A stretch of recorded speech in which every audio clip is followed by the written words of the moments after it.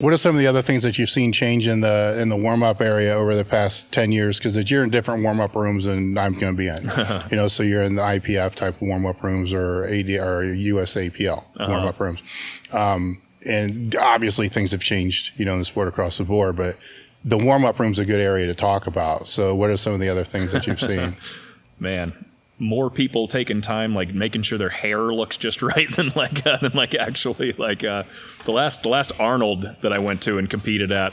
I couldn't believe how many, some people brought like mirrors with them and were like, I saw people like doing their hair in the warm-up room, like before they were going out to lift and stuff.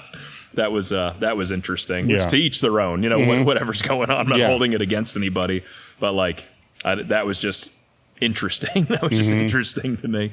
But I don't. There seems to be almost like a lack of warm-up protocol for a lot of people nowadays. I don't know if that's any different. I mean, I'm up moving around. I'm doing like high kicks. I'm rolling out on shit. I'm like, I need to warm up for about 20 minutes just to make sure like my joints don't feel like toothpicks anymore, pretty much, to get going. But a lot of people just, I don't know, skipping that completely. And I don't know if that's a newer development. I feel like earlier on, I saw a lot more people doing kind of like some kind of structured warm up, at least moving around a little bit outside of a barbell before they get going. But that could just be my experience too. I don't know. What about the camaraderie? Well, that's really a lot different.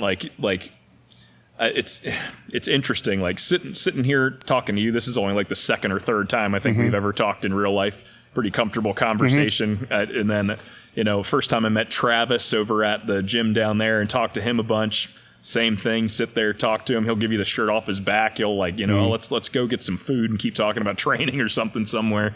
There is a lack. There's almost a lack of that. And I don't know if like social media is to play. Just like you said, you're connected to everybody all the time anyway. Who cares if you have the most followers, you win, I guess. But like, there just seems to be a lack of like, I don't know, like people putting in like an extra effort to have a conversation with somebody about what they're doing. Like if I see somebody doing something ridiculous in a meet, I'm gonna make a point to go over and be like, hey, what the fuck do you do? Like, what are you doing? Yeah. Like how do you train? Like what? Like just to open that dialogue, because you never know who you're talking to or anything, or like what's going on. But I don't know. The camaraderie seems to be a little more. It seems like there's more people showing up with like tighter knit groups that don't want anything to do with anybody else that's there competing or doing anything. And that might just be my experience. But again, as the generation of lifters seems to get younger and younger, those groups seem to get tighter and tighter. I think like it really seems like it just like they don't really want to. I mean, unless they're being a spectacle, and then it's okay. Unless they're like the center of attention for everybody, and then time to put a little one-man show on or something like that. But like, that's been my experience anyway, of just like that kind of lack of. I mean, if anybody came up to a meet and was like, "Hey, like, what do you do?" I would talk to him for as long as I had time to talk to him for, like, or as many questions as they had or anything. And I feel like there's a lot of people that wouldn't do that now. You know what I mean? Yeah. People ask me a lot of times, where do I see the sport going? What do I think about the sport? All this other kind of stuff. And my classic answer back to that is I don't do it anymore, so I'm not the person to ask. It's you need to ask the people that are still doing it, what they think. Well, you're still doing it, right? So, where would you like to see the sport go?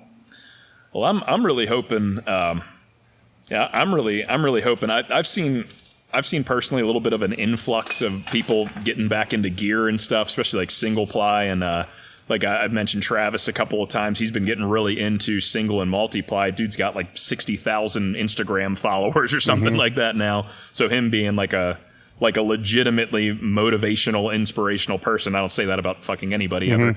Like him being like legit with that stuff. That's pretty cool to see a big time guy like him getting into it. And he's been doing really well with it too. I think he's going to be blowing out some all-time world records here in the next couple of years, for sure. But like, it'd be really cool to see that like have an upswing again, like back to, you know, at least get some more than the, like you said, like the same 3,000 people that have been doing it for the last 30 years. Where is single ply? Because I've not looked at that. I mean, is that stagnant too, I assume? Yeah, I mean, it pretty much has been. Like I was looking at numbers from like worlds and nationals and stuff the last couple of years, and it's been pretty much the same. But again, it seems, I don't know. It seems like more people are getting into it, but I don't know if their confidence is quite there yet to get up to something like that. Well, it's if I'm not mistaken, the single ply is only drug tested though, right? I mean, no other federations are doing single ply. I think like USPA, I think they have a non-tested single ply, or they have a non-tested lifting and tested lifting and stuff. I think there's other places. I can't speak for like the whatever APA still exists or like WPO or anything. I'm not sure. But there's definitely a few. Like SPF is another one, and RPS is another one that I think you can do it out there as well.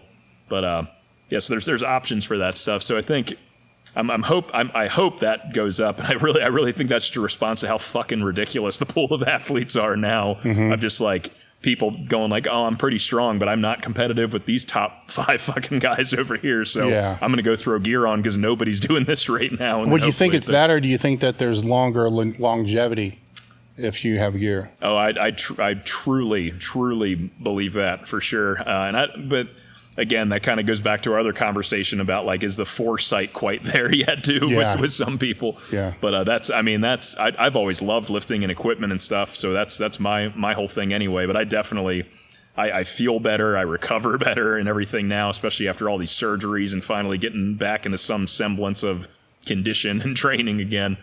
So I'll probably stick with it for the majority of the rest of my personal career, I guess.